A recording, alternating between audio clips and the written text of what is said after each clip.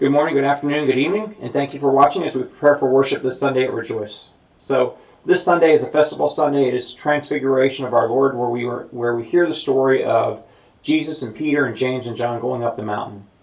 And then while Jesus is on the mountain and while he's praying, he's transfigured before them, and Elijah and Moses appear, and the voice comes from the cloud saying, "This is my son, the beloved one. With him I am well pleased."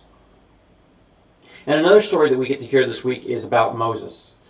Moses, after the people have broken God's heart with the golden calf, and Moses has made the effort to reconcile God and the people, and now Moses is coming back down with the Ten Commandments. And this contact with God, this spending time in the presence of God, has changed Moses to where his face now shines, to where he has to wear a veil so people are not terrified by his presence like they would be terrified in the presence of God.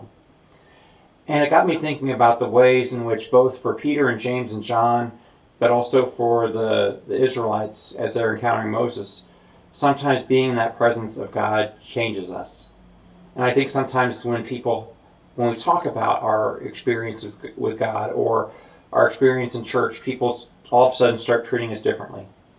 I remember when I started announcing to people that I was going to seminary and I was serving in the Army at that time, all of a sudden people became very careful about their language. They were afraid that, if they swore in my presence, all of a sudden I was going to judge them, that somehow I had changed, I had transformed so much that just in that making that decision that I was not going to breathe the same air or walk among them the same way.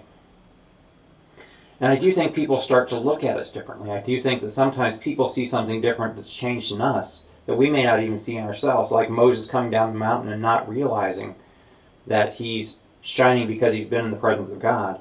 Sometimes we don't even see the way in which the presence of God has changed our lives. So I invite you to come as we wrestle with this, as we talk about this. And we worship on Sunday mornings at 8:30 with our traditional worship, and then at 11 o'clock with our contemporary or our celebration worship. So thank you for listening, and I look forward to seeing you on Sunday.